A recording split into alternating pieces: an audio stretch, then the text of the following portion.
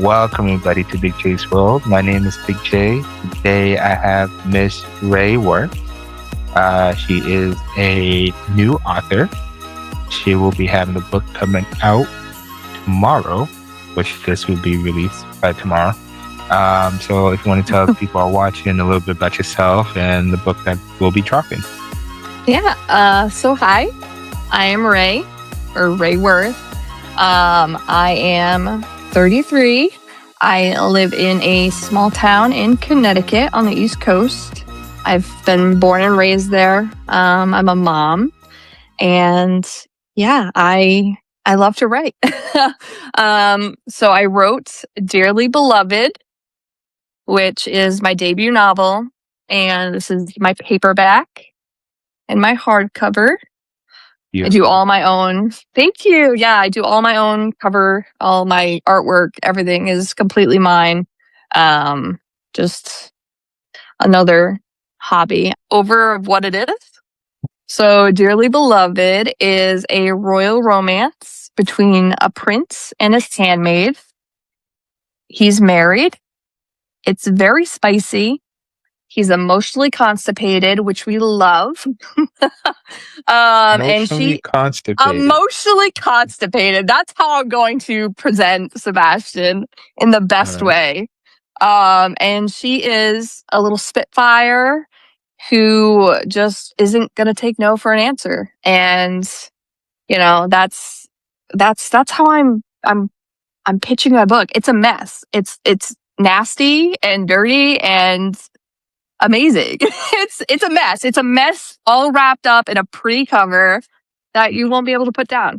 That's my book. I mean, smut is the smutting. The smut is smutting. I have a writing group, and I've been deemed the queen of smut. I am so picky on my smut. And so you're not going to have any cringy stuff in this. We're not about that.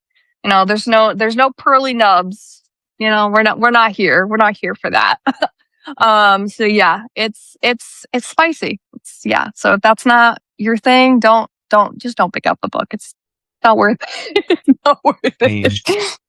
If you want the spice, go ahead and pick up a book. 100%. If you want. Yeah, but it's not, how you have those books that have the spice and there's no plot? It makes sense where the spice is. It's not just spice. It's not just one of those books where you're okay, No, there's a whole story. It's a beautiful love story. And, you're just, throughout the whole thing, you're just screaming for these two. And you're cheering them on and rooting them on, and you're crying, and you hate some characters, and you're just why are you doing this? And then finally at the end you're just thank God. So that's the book. All right. Now, you did tell us a little bit about yourself, but the question is, how did you become a writer, an author? Oof. Well, I've loved to write. I've always written my whole life. In particular, when I was in 10th grade, I had a English teacher named Mr. Barry, and I'm going to call him out. Mr. Barry told me that I couldn't write for shit. And it was a short story on Beowulf. And I'll never forget this short story. And I went above and beyond on this short story. It was about the big monster in Beowulf. I couldn't tell you its name, but he wanted us to write a backstory on the villain. And I did. And mine was 15 to 20 pages. It was a huge story. And I was crying during it. I was so into it. And when he got it, he was like, "You cannot write." And so I feel at the end of the day, I know. So at the end of the day, I have an acknowledgement in the back of this book to Mr. Barry. And so I have him to thank for pushing me to write this book 15 years later, because I wrote a book and it's good. And he can't tell me my Beowulf story sucked. Have you thought about sending him a copy? I did. I have. It's already in the mail as we speak. Really? I signed it too. Yes. That's a little weird, I guess, because like I probably shouldn't know where he lives, but I mean, whatever. You That's shouldn't fine. say whatever. I'm a girl. We're in tune with things like this. Yeah. So I sent him a book. So I'm guessing Mr. Barry inspired you to write your first book. Mr. Barry inspired me. I needed to prove to my 10th grade English teacher 15 years ago that I could write a book. There you go. You wrote a book. That's what it is. Yeah. Yeah. Yeah. You know? Now, that's funny. Mm-hmm. You sent it to the person that told you that you can't write. Mm-hmm. I did. That's funny. Listen, that's me. I am that type of person. That's funny and a little bit petty. It is. It's so petty. It's so petty. But you know, I'm here for it. You know, I love the energy about me. All right. Now, has your writing evolved from that first, instant from Mr. Barry telling you you can't write for shit to now? Oh yeah, no, I definitely think that my short story actually sucked. So that's the best part. It was probably terrible. But I was a role player forever. So role playing, I would write back and forth with some random person and we would write stories all day, every day. And that was like my life. Like I just submerged myself into all these different characters that I created. And as I continued, I think I learned myself as a writer.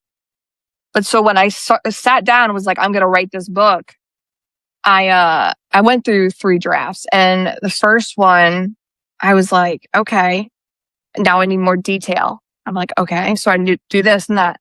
And eventually, the more you listen to different writers and their audiobooks and like more you read, you kind of develop your own style, but mix other writer styles with yours to make it like your own style.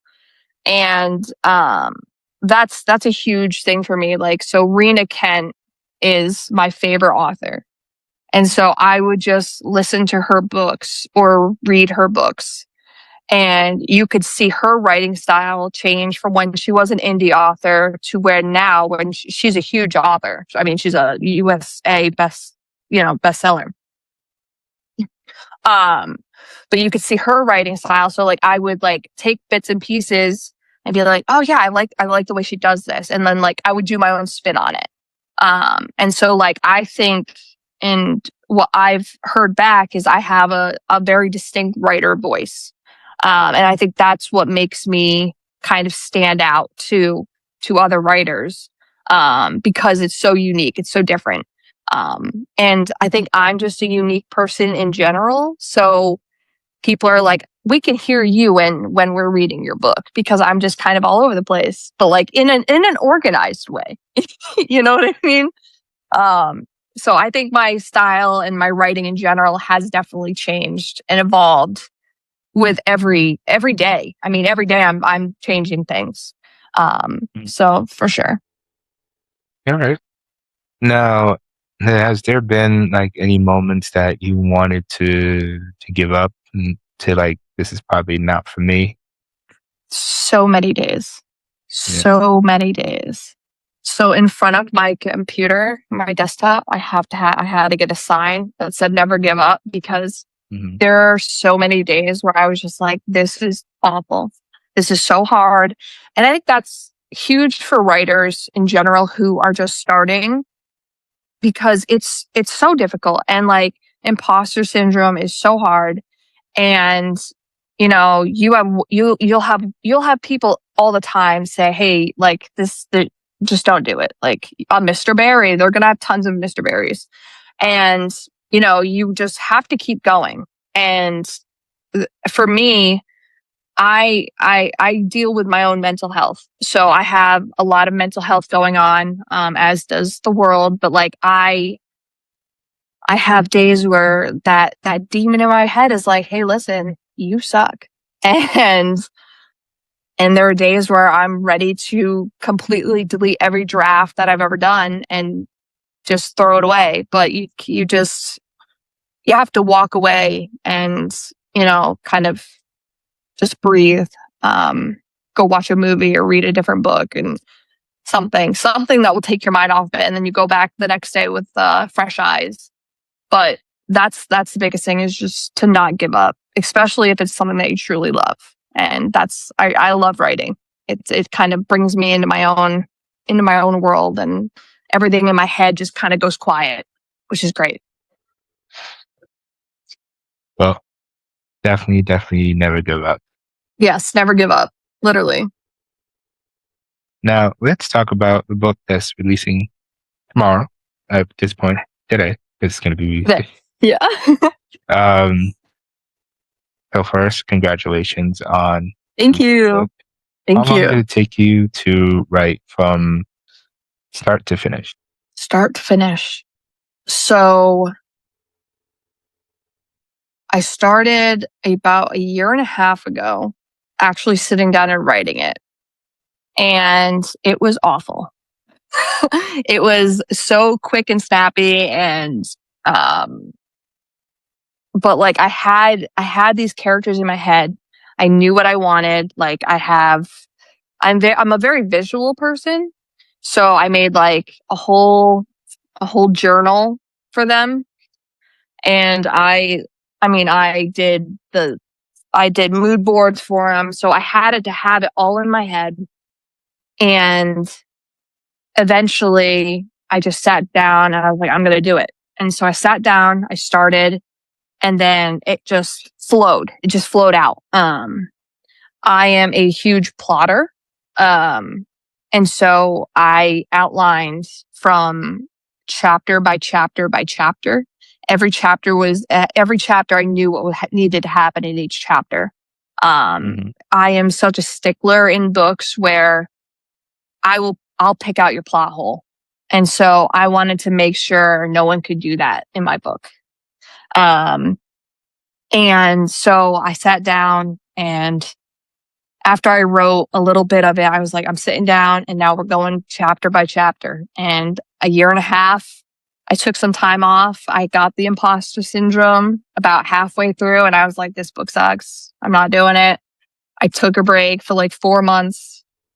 And then I found a writing group, and they just pushed me, and they were like, what are you doing? This book is amazing. Like, and I'm like, okay, all right. I don't know these people, but hopefully they're not lying to me.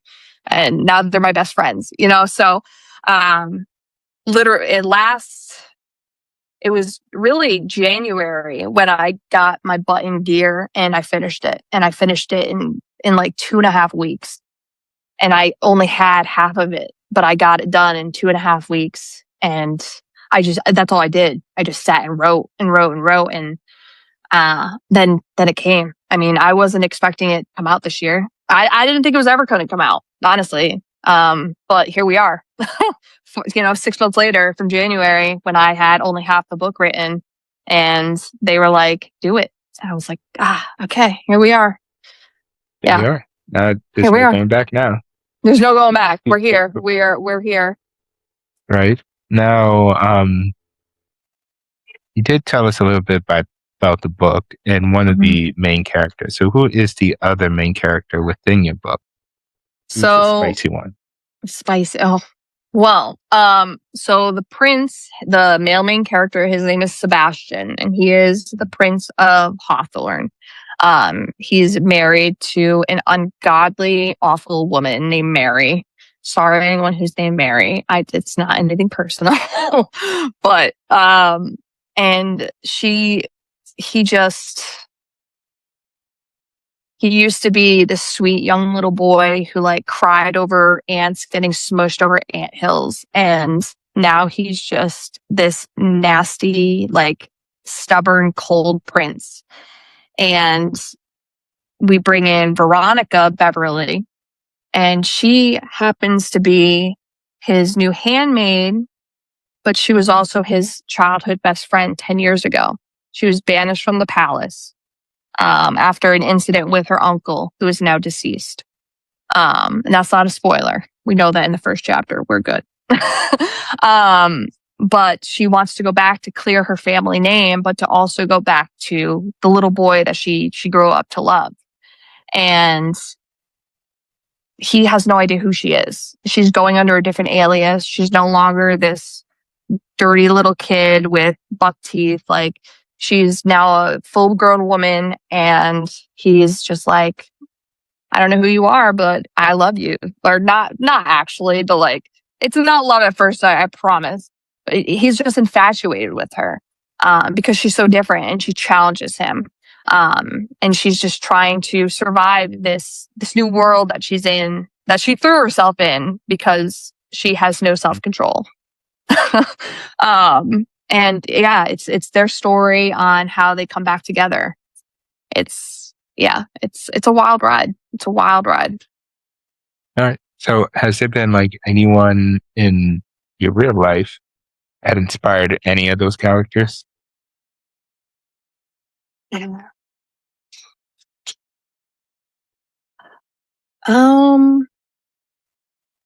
Not in this book. My new book that I'm writing has some real life inspired people, but not in this one. This one's like a complete a figment of my imagination.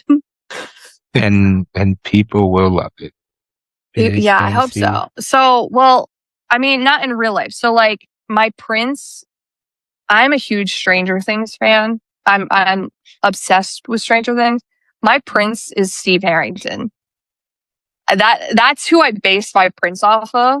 Okay. So, but like the mean season 1 Steve Harrington. That is Sebastian. But in reality, he's season 4 Steve Harrington. You know, like season 4 and 5, like he's this sweet guy, but he's, you know, he just needs to get back to the right people. So yeah, so that's who I based it off of, is Steve Harrington. And yeah. All right. How about the FMC? Who do you base her off of? Was that the FMC is a character that I came up with years ago, and she was Eddie Munson's cousin who was in love with Steve. So she is that trailer park girl, who, you know, just is just feisty and all over the place, which is funny because I don't know if you read, there was a book that came out after I already came up with this character. Her name was Veronica, and I kept her name in here, and they called her Ronnie.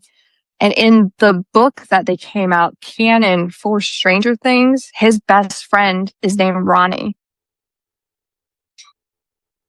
Isn't that insane? That's crazy.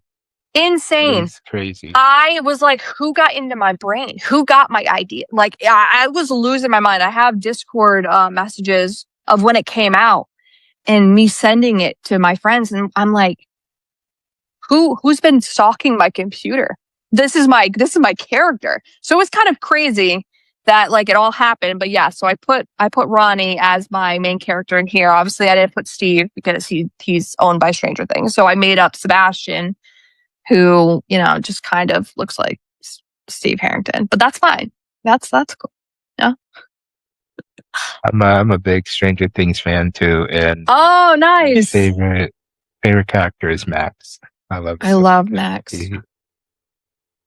I love Max. When she was in the hospital bed after season 4, and she's not waking up, I'm like, don't kill her. Please don't kill her. I would riot. No. I would. So there's a character named Missy that comes in, and she's Max. So that's really fun. She's based off of Max. Yes, it's crazy. Yep. Right. Now, has there been any? Well, did you put any like true life situations within this first or second book. I've had authors do that, like, but there's some hard situations that they dealt with and fictionalized it for their own characters. So did you thought of doing that? Have you done that within the book? Is it something that you're going to do in the future or? So I am currently working on a new project right now. So Dearly Beloved doesn't have it, but my next book that I'm going to have out for January, actually, it's a dark rom-com, and there will be aspects of my own trauma, I guess, that I'm Mm-hmm. pushing out into a book, because that's, that's great therapy. Right. So yeah, And the it's second free. book, it's free. It's free. Not really, because books are Yeah. expensive, but Yeah. it's free to write. It's free to write after that. But yeah. So the next one will have some of my own trauma. This one was just fun. It's fun. Just Yeah, this get it one out was there just fun. first and then This one was fun. This one was my introduction to writing. just get it out there, have some fun Yeah. and let the people Yeah. enjoy it. Yeah. Yep. So which part of the writing process was your least favorite and which one was most enjoyable for you? The first page is the hardest thing to write, in my opinion. It's such a crucial page. And I don't think a lot of people understand that. I think a lot of readers just, it's the first page. That first line to an author is insane. I've sat for hours and days to make sure my first line was like something that's going to draw a reader in. And so the worst part of writing for me is the first page. The first solid few paragraphs, I'm just like dreading, because if those paragraphs don't hook a reader, they're going to put the book down. That's just reality. I'm like that. I'm completely, if you can't draw me in the first few paragraphs, the odds of me continuing your book are very slim. And I read a lot of books. And then my favorite part was learning the characters. I love the character aspect. I love going through the journey with them, because I could plot all day, all night, but when Sebastian wants to do something, he's doing it. And this is actually what happens. And any writer who says that it doesn't, they're lying. I promise you. The characters have a mind of their own. And you'll be on the track doing something and you'll be like, wait, why are we doing this now? And like, you'll talk to yourself and I'll be like, listen, buddy, like, calm down. We're not doing this. And like, it's a fight in your own brain, because you're like, we're not supposed to go here, but that's where the story wants to go. And we can't change that now, because now we're here.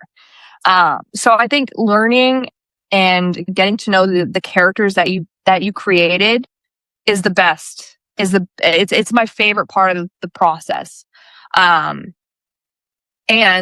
like, just watching them grow as a character from when they started to where it ends, it's just like, I did that. These are my babies. These I care about them like they're real people in my life. And I think that's just really cool. I think that's a really cool thing about being an author, is you have all these people who you just go on their whole life journey and you get to see what happens with them. So, and I hope that comes across to readers and they feel the same way when they're reading it. They're like, wow, I love this character. I love them. So I think that's my favorite part of the writing process.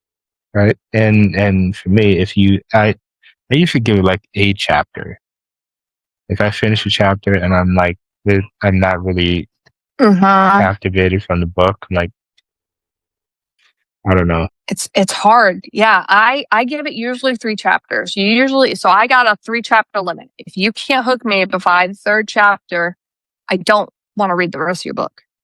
And I think that's fair. I think it might be a little harsh, but I just know myself, and I'm not gonna sit through it. So um, my biggest thing with a book in general is, let's not fill things just to fill them and make your book thicker. Like we're not. I'm not here to learn about Lucy's backstory from 100 years ago. That's not going to make any sense to the plot. I don't care. Right. So I want to know. I want to continuously want to turn that page. And that's what I brought into my book. And from all my feedback that I've gotten is you just can't put it down because you're just so involved in it. And there's none of those scenes where you're just like, this wasn't necessary. We didn't need that in here. So I think that's super important in a book to me, is not to have those down moments that give nothing to the plot. That it's just kind of there to make your book a little bigger. I'm not into that. I'd rather have a shorter book that no one can put down than a thick, chunky book with 100 different side quests that have nothing to do with the original plot. Yeah. Yeah. I mean, yeah. Yeah, right? That just makes sense to me. That's why I like the 2 books that I read from Stephen King. Yep. Sometimes he just writes just to write. And just Exactly.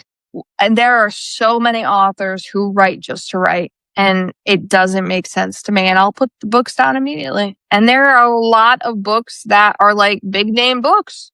And I'm like, these are terrible. These are absolutely terrible. But it's a trend and whatever, which is fine. But I'm just like, that none of this makes sense, and it has nothing to do with the plot. So I could have skipped 50 pages for no reason. Like I'm not into that. Yeah. No, absolutely not. Mm-mm. Now your book is coming out today. Yes. Today. Yeah. Now, have you ever thought of like doing an audiobook for your book? Is that in the works, or is that sometime near the future? And secondly, like all these fun books that we like to read, Sprayed Edges and all that stuff, are you thinking about doing that later on? So I've been doing a lot of TikTok lives lately, and it was like something that I started to just do. I met NB McCall, and she kind of pulled me into her writing world and community. And I'm so grateful because I've met so many awesome people. I met you through MB. Like I met so many people through MB, and Ty Flame came in to a live, and he came in and he introduced himself, and we were talking, and he's like, could I read a line? And I was like, sure. All right. Okay. Yeah. And he did. And then he's like, hold on, let me call my friend in. And I'm like, okay. So Lucy Hale comes in, and they read a whole excerpt in Sebastian and Veronica. And I'm crying on the live.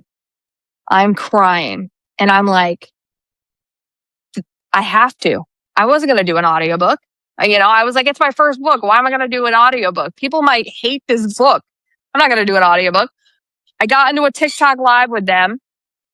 I'm like, well, here's my wallet. So now, as of today, actually, I am currently recording with Ty, and Lucy starts today as well.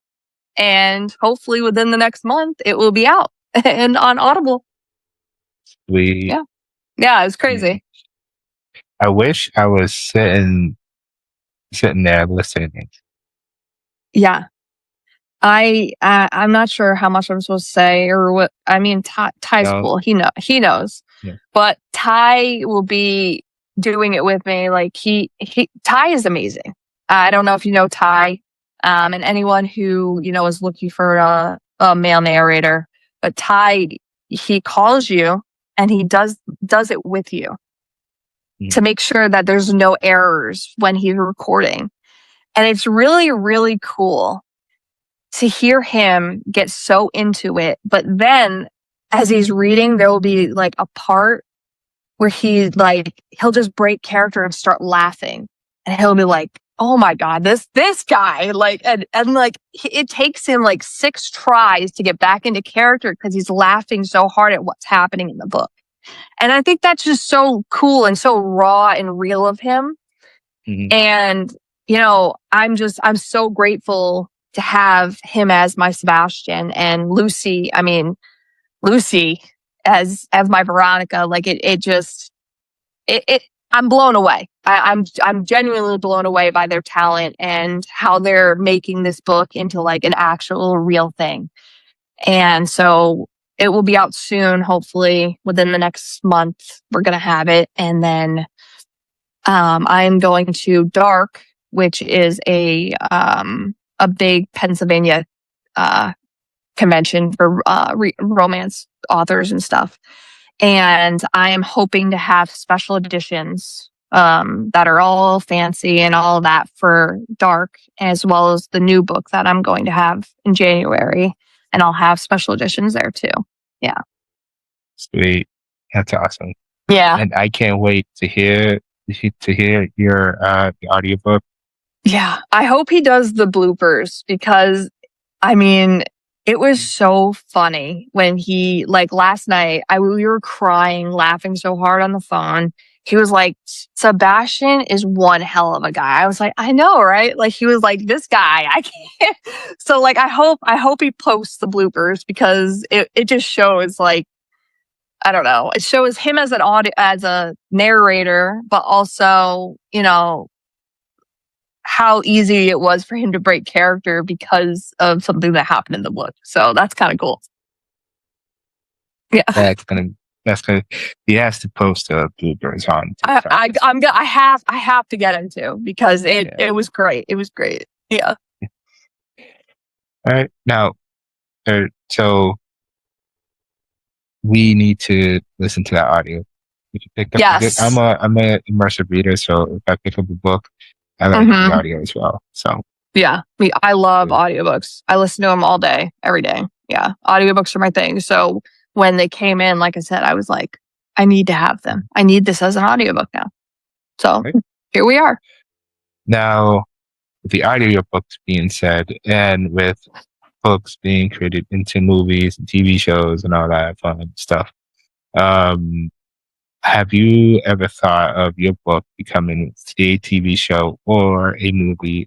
If so, do you have people in mind to play the characters? Well, obviously, Joe Keery would have to be Sebastian because he's based off of Steve Harrington. So we would need Joe Keery as Sebastian. But Veronica would be Sophia Carson. I don't know if you know who Sophia Carson is. She is like she's big on Netflix. I gotta have YouTube on. Say that again.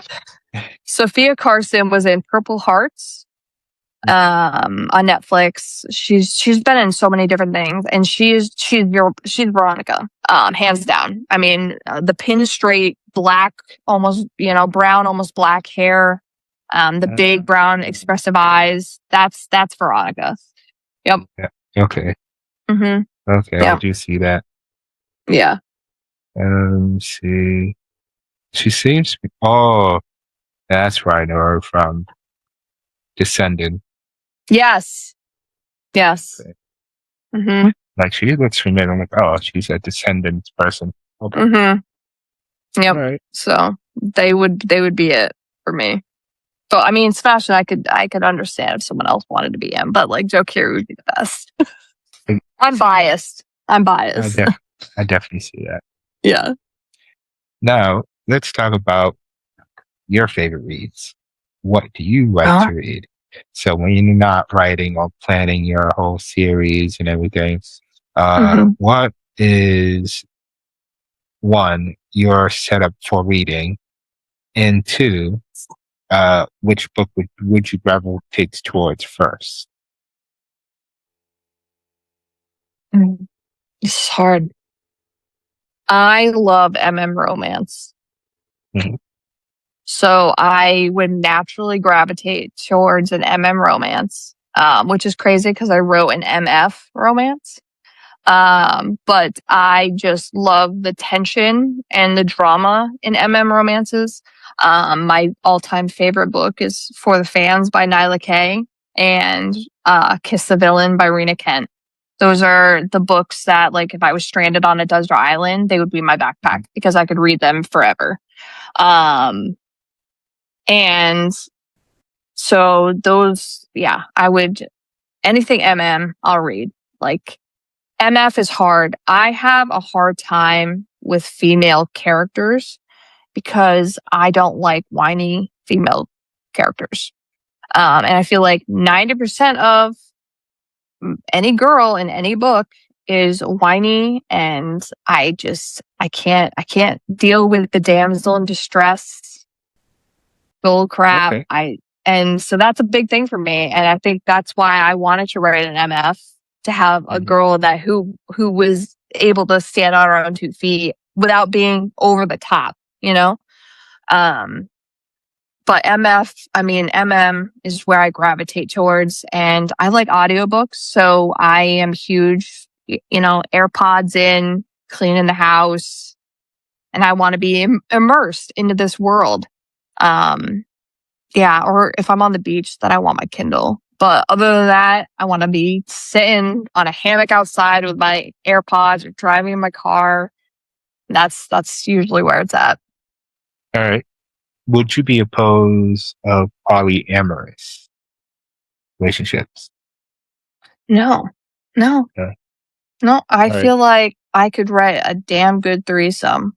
How about a? All right. So, Hucking Around. Have you read that book? I have. I love Yeah. hockey boy. Yeah, love the hockey. Yep, hockey romance. Yes. All right. Who is your favorite out of the polyamorous couple? Oh God. Yeah, pick one. They're all totally different. Yeah, I was about to say, how do you make me pick one? My wife is. I can hear her. She's right. How do you pick? Yeah, I can't. I need all of them. The unit. Yeah, So she said, "You're right. She needs all of them." yeah, Yes. yeah. She's right. Including the girl. You need all four. You need all 4. Totally cohesive. It Mhm. is a unit. It's a unit. Team. Yeah, yes, they are a team. Yes, yeah. I'm with your wife. I need all 4. He agrees with you. You two are like, She's closer. Yo. yeah. So you, so you can't pick one. You need Yeah, I need all 4. Finley guy, the Uh-huh. man bromance of I need all 4. I need all of them. I need them all in a giant sandwich. That's it. funny enough, that's one of the chapters, but I know, it's fantastic. It's chef kiss. Chef kiss. So, all right, so you like romance, polyamorous, obviously. Is there a trope that really you can't really get with, or not one of your favorite tropes? By awake. By awakening. I love your wife.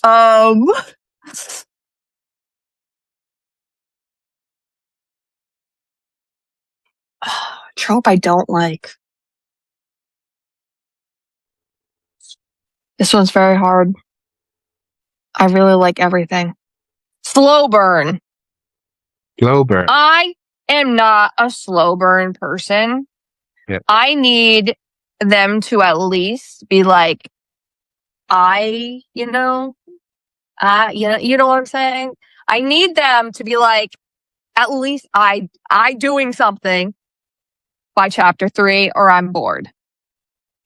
Like, I need the tension right off the rip, or I can't handle the build up. I need something. You got to give me some sort of crumb to latch onto, or I'm just going to be so bored and I'm going to throw the book. I need something. I need a morsel. Just give me something to latch onto. Yeah. Just Like, a little bit of hope. don't make me wait 15 chapters before they give a little peck on the lips. I can't do that. I can't do it. I know a lot of people love it. Good for you. That ain't me. Not me. Can't do it. I'm so impatient. All right. So that brings me to my next question. Dark romance. Love. Yeah. Yes. Which Mhm. one? Which book? Oh, shit. Why you gotta do this? You know. I really love the stepbrother and foster sibling trope, which is like, I love Credence. Credence is my baby. I love your wife. I'm obsessed with Credence, and that was like one of my first like really smutty books, and like amazing. But I love the Little Stranger and Little Liar duet. Mhm. Obsessed with Malachi Vice. I really love him. So I think that's my favorite dark romance. But like I also loved Lights Out because I love Josh. Oh, Josh. I love Josh. I didn't like the other two books, but I love Josh. He tries to be dark and brooding, but he really he's so stupid, and I just love him. I love him. And yeah, I loved that whole thing. But as far as a dark romance in there, I love the Little Liar, Little Stranger duet. Malachi is just unbelievable. And the Legacy of the Gods series, I'd take any of them, no problem. Just put me on a platter, please. I would like all five. Yeah. So that's where I'm at with that. On a platter. Put me on a platter. I want all five. I want Killian and I want Nikolai. I just want all of them. Except for Eli. I mean, I guess I don't want to be on that one, but like, so 4. 4. All right. Sure. Yeah, 4. So, go 4. All right. So, what is a hard pass for you on dark romance? Like a hard pass? Nothing. Everything's on the table. No, that's not true. All right, this is going to be an unpopular opinion. I might get canceled for it, but I don't care. I'll say it to anyone. Hunting Adeline did not need to be a book. Okay. Haunting Adeline was fantastic. If you are going to have a dark romance, there is no need to have that much trauma in the beginning of a book and last for 40 chapters for no reason. Hunting Adeline, the first half of the whole book was unnecessary. The whole book was unnecessary. We should have just stopped at Haunting. I loved Haunting Adeline. Obviously it's not for everyone. Yes, it's dark, but like, that going in. The second book, it's not, it's just, and I don't really have I don't have any triggers. I really don't. But this one was unnecessary abuse porn. I don't know if I could say that, but that's what it was. It was unnecessary. It was gross. I DNF'd it. It was my first book I ever DNF'd. And so you didn't even get to part 2? No, because I was like, why would you write this? I was like, this makes what? No, thanks. I'm good. I don't care about these people anymore. I just, nope. I read both. I read the books. Mm-hmm. Okay.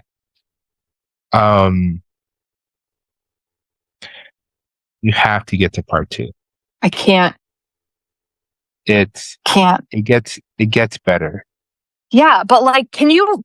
All right, I need this from you, Big Jet. I need this. You agree with me, right? The whole first half. What was that? What was the point? So the first half of the second book Yes, it was a lot of trauma. It was a lot of Yes. trauma. It was so much trauma. I didn't So want to much. read about it. That it could have been completely skipped over and left to the reader's imagination. Right. And it was But- boring. And I was just like, I am so done. I am so good. Like, and that's awful to say that it was boring because like it was super traumatic and like, you know, like what these people went through. Like I have so much I get sympathy. it. Like I get it, but holy crap. So unnecessary. I get it. What she's doing is bringing you into the world that Zayd is trying to stop. Right. And I understand that, but like we didn't need it. It was so bad. Yes. Well, yes. Okay.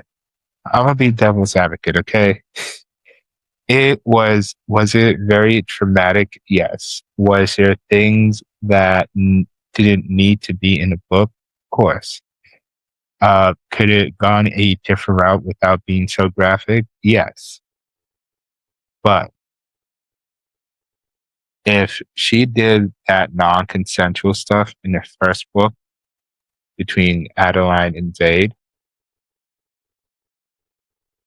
how would it make it? How would it be for the second book if she wasn't that graphic? No, you're right. You're right. I have nothing to go against. I have no argument there. I don't know. And I think it's because we love Zayd. So like in our sick part of our brain, we're like, this is okay because it's Zayd. And like that's how it is with dark romance. Everyone, you know, is like, oh, but it's okay because it's Malachi Vice. You know, if he was chasing me, but if some other guy was in the woods doing this, I would knock his ass out. But, you know, because it's that. But like, and so I get it when we were in, you know, when we were immersed into the second one, it felt off. It was icky. It was supposed to make you uncomfortable. Yes, and like, it 100%. Did. It did to the point where I was like, I don't think this was necessary. And I'm good. I understood how traumatic it was. Like I did. I truly, and as a survivor myself from traumatic things that have happened to me, I get it. I totally get it.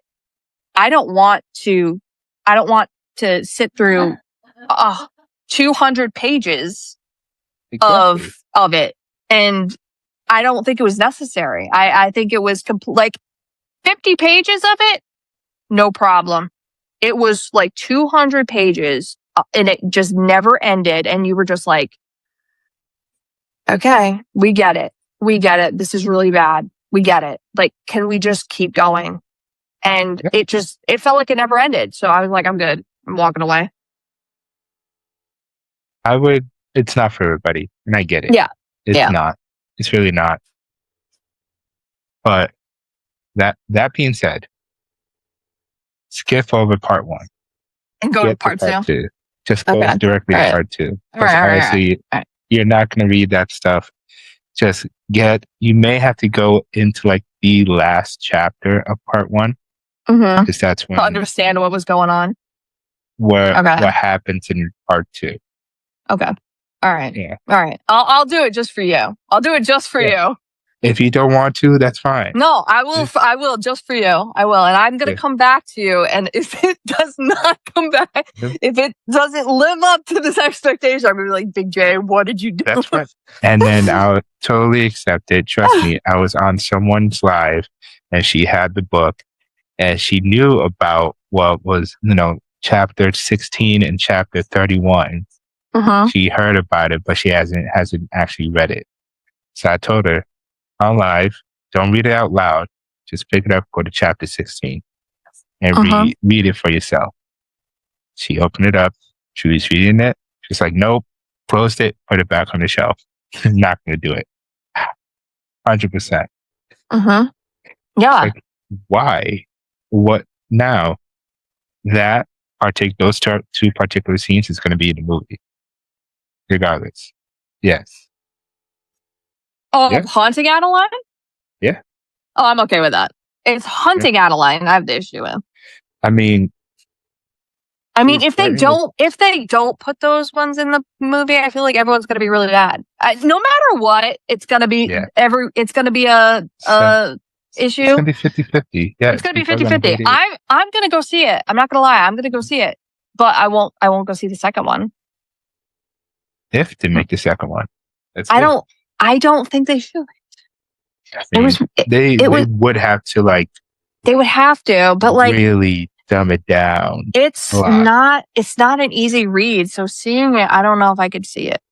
No, they would have to like literally cut scenes from it.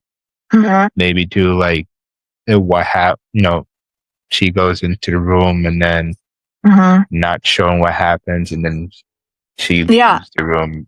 That's what I'm saying. Like, I don't know how they're gonna do it. No one's gonna sit through it. And if they do, like, good for them. But like, I can't. I know my limit. I can't. Yeah. But yes, go to the end of part 1 of the second book. Okay. Read that part, and then do you want me to tell you? All right. Yeah. So at the end of part 1, she escapes and is running. Okay. From where she's captive. Okay. Zaid figures out where she is. Okay. Yeah. And then he saves her. Yeah. Saves her, and then it goes off from there because the book is split into 2 parts because part 1 is supposed to make you feel something emotionally, like anger, like sickening, and then part 2 is more of the aftermath of what she went through. Oh God. Okay. It's more mental than physical. So. Okay. Take it. I don't know what's worse. Take it light. If you can't get through it, then don't even try. Yeah. I don't know. Making that into a movie sounds crazy. Yeah. Don't even try. Yeah. So, with that being said, I would like to thank you for being on. This was super fun. Yes. And enjoyable. So, before I end this, there's always a fun question. You've probably seen it on Envy's thing. So I always ask it to every author, every book talker to see what their opinion is. So, do you or do you not crack your spines? What? Wow, that really triggered something. No, we do not crack our spines, and anyone who does is a psychopath. That is the moral of the story. If you want to crack your spine, or if you want to hold a book out like that, you get a hardcover, and it won't crack, and it will still be beautiful. You know, why would you ruin a perfectly good spine? No. No. You have to, and that took me a little bit. You have to understand that it's well loved, and they loved the book. Yeah, they loved it, and they broke its back. No. So what you're telling me is that you never cracked the spine in your life. Never. You sure? Never. In high school? Never. Not one. No, my manga were in perfect condition. Never. The page over, rolled back a cover, or nothing. Nothing. No Cheetos eaten. Nothing. Nope. I have OCD. We are not doing this. We are not doing this, Jay. We are not doing it. So, I mean, okay. No, nothing. No. Wow. Anyone else is a psychopath. You can't tell that me. Really, like, when I said that, your face, that's like, all right, that's really triggering. Yeah, I'm like, no, my mom, I would watch her sit and eat hot Cheetos. Or not hot Cheetos, but like crunchy Cheetos. Yeah. And I'd be like, you're a monster. It'd be Cheeto smudges on the book. No. No bueno. Nope. All right. Maybe no, I can't do that either. I did it once to one of my books, and I literally gave the book to my niece. Yeah, I She would likes give it to read. away. I would give it Yeah, away and be gone. and then I got a new copy. I don't even think I opened my books. I have them on Kindle, and if I really love the book, I'll buy the book, and it sits on a shelf in the back, like my shelf, and it sits there as trophies. How many books do you have? So many. Hold on, I'll show you. This is so many. I have a whole library. And oh everything? yeah. I have a whole library of books, and I mean, yeah, the spines they're perfect. Right. Yeah, I can't do it, Jay. I can't do. If you're a Disney girly, which are you? I love me some Disney. All right. So Peter Pan, right? Love Peter. Yep. But I'm not talking about the whole like Hooked and all those series. What is it? They're imagining or whatever. Mm-hmm. So this one is The Vicious Lost Boys. Oh. And it's called The Never King. Yes. You got that one? Mm-hmm. Well, I don't have it here, but yes, I did read it. I loved it. I'm still on book 2 because I stopped reading and started reading other stuff. I'm doing like Fury Bound right now. Okay. But it's a white choose. It is a white choose. I didn't know that I would like a white choose until I read that. But you do. I do. I love it. And I like Nikki St. Crow, which now one of my friends on TikTok, Dan, I don't know if you know Dan. I don't know. He wrote the Gilborn book. It's a reimagining of imagine if Dorothy had like a daughter or granddaughter. Oh. She gets sucked back to Oz. Oh, cool. Yeah, so I'll share his TikTok with you. Yeah. And, Priscilla is supposed to send me a copy of his, but stuff happens, and I'm not in a rush to get it. So he showed me this book, which is from Nikki St. Crow, West of Wicked. Oh, that's beautiful. So, and it has beautiful. Like the whole Oz, Oz thing, and that's pretty. The map and all that fun stuff. Oh, yeah, that's beautiful. This is why I don't go near Target. Yeah, I don't go near Target either for this reason. I understand. But yeah, it's fun books to read. So I have a whole mess of book right here to read and get through, and yeah, I love it. So now, for people who are watching, want to give out your social media and where they could buy the book. Yeah, so I have a TikTok and Instagram. Instagram, I'm not really great at, so I'm still learning that. But TikTok and Instagram are both the same. It's at Rae, RAE.W.RITES. So Rae writes, and so those are both them. I also have a whole link tree. You can find it on my TikTok, and that will bring you to my Goodreads. And I will be on KU, on Amazon. I'll also be on Ingram. And I'm looking to get into little indie bookstores as well as like big bookstores because I am persistent and I'm not going to stop. So yeah, but you could definitely find it on KU, and hopefully everyone likes it. And yeah, fingers crossed. Fingers crossed. Fingers crossed. Definitely buy her book and keep on the lookout for the audiobook.